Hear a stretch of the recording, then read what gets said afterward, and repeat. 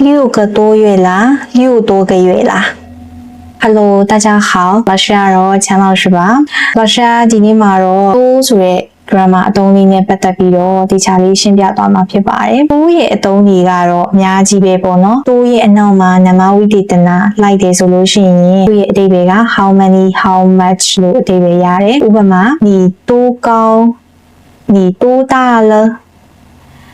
你多重ဒါမျိုးလေးတွေသုံးနေပေါ့နော်တိုးရဲ့နောက်မှာတွေ့ရလိုက်တယ်ဆိုလို့ရှိရင်များများဆိုတဲ့အဓိပ္ပာယ်ရတယ်ဥပမာဆိုလို့ရှိရင်你多吃点你多喝点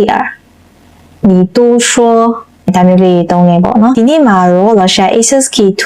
level စစ်မှာရှိတဲ့တိုးရဲ့အသုံးလေးကိုကျောင်းသားတွေအမှားများကြတဲ့အတွက်သူ့ရဲ့မှတ်ပုံမှတ်နည်းလေးနဲ့တကွာဒီချာလေးရှင်းပြသွားမှာဖြစ်ပါတယ်တိုးက measure word လို့ခေါ်တဲ့မျိုးပြပစ္စည်း量词နဲ့တွဲပြီးတော့သုံးတဲ့အခါတိုးကိုမျိုးပြပစ္စည်းရဲ့အရှိမထားတဲ့အခါရှိရဲ့အနောက်မှာထားတဲ့အခါရှိရဲ့အဲ့လိုလေးမှတ်မယ်ပေါ့နော်ဘယ်အခါမှာဒီတိုးကိုမျိုးပြပစ္စည်းရဲ့အရှိမထားရမလဲဘယ်အခါမှာဒီတိုးကိုမျိုးပြပစ္စည်းရဲ့အနောက်မှာထားရမလဲဆိုတော့ပုံမှန်နည်းလေးကိုဒီချာလေးမှတ်မိသွားအောင်ပြပြပေးသွားမှာဖြစ်ပါတယ်အဲဆိုလို့ရှိရင်ဒီတိုးရဲ့အသုံးလေးမှာ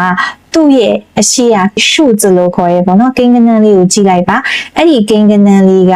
ကနန်းနံပါတ်30ရဲ့အောက်ဆိုလို့ရှိရင်သူ့ကိုမျိုးပြပစ္စည်းရဲ့အနောက်မှာထားလိုက်ပါတကယ်လို့အဲ့ဒီကိန်းကနန်းလေးက30ရဲ့အထက်ဆိုလို့ရှိရင်သူ့ကိုမျိုးပြပစ္စည်းရဲ့အရှေ့မှာထားလိုက်ပါဥပမာ3个多星期မှာသူ့ကိုမျိုးပြပစ္စည်းကရဲ့အနောက်မှာထားပါတယ်ဘာဖြစ်လို့လဲဆိုတော့ကိန်းကနန်းလေးက3ဆိုတော့3ဆိုတော့ဒီ30ရဲ့အောက်မှာရှိနေလို့ဖြစ်ပါတယ်အဲ့ဒီလိုပဲသူ့ရဲ့အလားတူဥပမာလေးတွေက5年多5个多月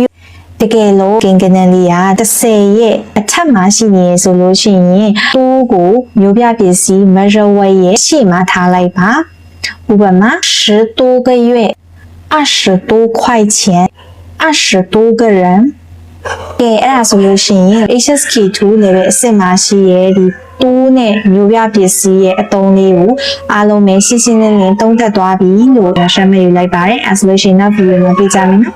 Bye bye